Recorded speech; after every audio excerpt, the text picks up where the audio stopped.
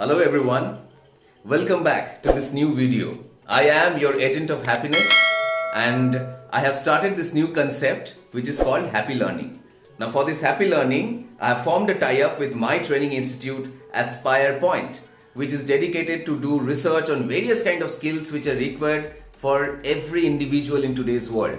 So you might be from any socio-economic background, it doesn't matter what is your age or which profession you belong to, but there are certain skills which you require, all of us require, in order to excel in whatever we are doing. So today we are going to talk about something which is very crucial in today's world, and that is telephonic etiquettes. Now we talk a lot over phone. There are two types of call which we generally have. One is when we are speaking with someone personally. Now this call is generally to a family member or a friend or a relative. I don't want to talk about those calls. Rather, I would focus on the calls which are professional calls. So these calls are made generally to either pitch a particular product or a service, or maybe to talk about a feedback or a surveillance which you are conducting on behalf of your organization you're working with. So these calls are very important for the survival of the business as well as for our personal growth. Now chances are very high that in most of the occasions we end up calling a person whom we have never met before, or we never had the opportunity to talk to that person. This person is also talking to you for the first time. So here, how can you have a wonderful impact?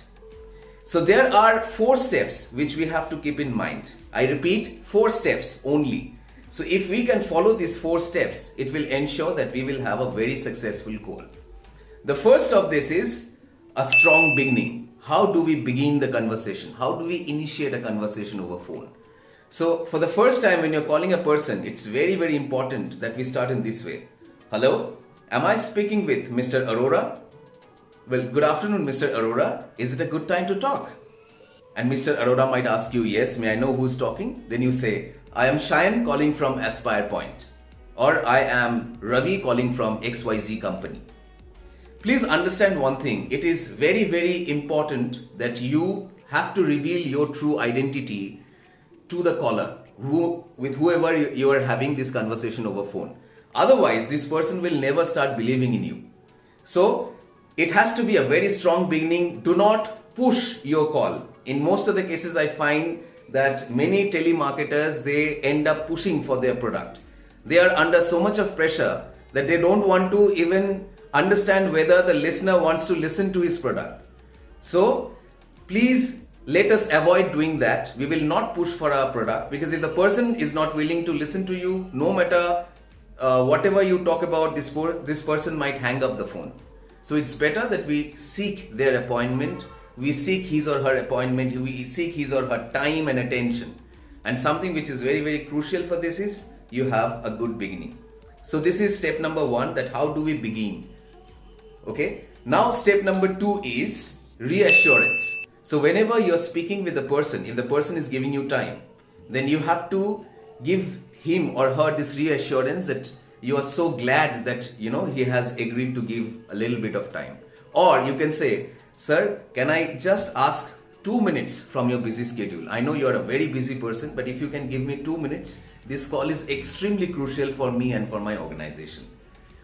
If the person is not giving you time, and if the person says that you can call me afterwards, then take down the time. Sir, may I know when is the good time to talk to you? Then I'll call you on that time. So you can always ask for that time. Do not push for your product. So once you give him this reassurance that you're even thanking him is not enough, that he or she has agreed to give even 2 minutes or 3 minutes of his or her time for this call. So you're thanking him again and again. So this makes the person feel good. Okay, which is point number 2. Point number 3 is where you are giving a feedback. Again, one of the common mistakes that we make while making a call is we do not listen what the other person is saying. We are busy in telling that person whatever we have thought or memorized. Let us not do that. Let us give this person importance and listen to the points very minutely. Even if you're listening to the person very minutely, you have to give him or her this feeling that you are listening. So that's why feedback. So maybe the person is saying, yes, I have used your product, I booked it online, but then the time of delivery was got a little delayed. Repeat it after he has finished.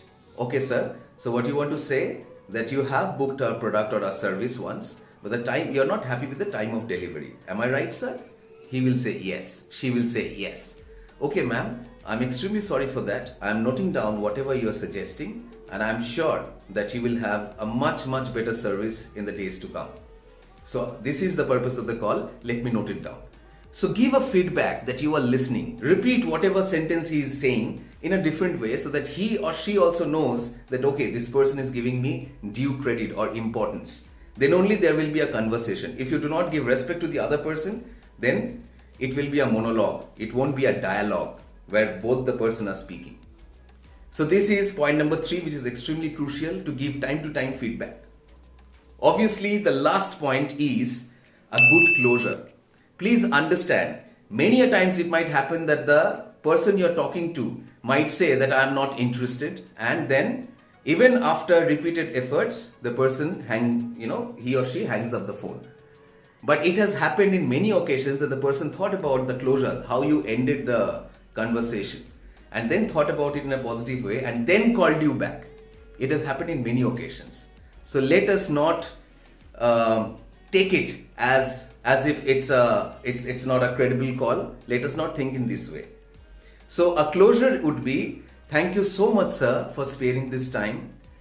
This would mean a lot for me and my organization. Thank you so much for giving this feedback. I wish you a very happy day ahead. So if you end your call in this way, then the person will remember you. Let us understand, this person is not receiving your call only in a day. The person might be receiving several calls from several organizations, from several people. Among all those calls, he or she should remember the conversation which he or she had with you. Then only you can ensure that you achieve success. So please remember these 4 points. Let us practice these 4 points. You please write down in your comment section whatever I am sharing with you, if it's helping you. Any other topic on which you need a video, please write to me. People at Aspa Point will do research on that and we will come up with another video. Thanks for listening to me. Happy learning.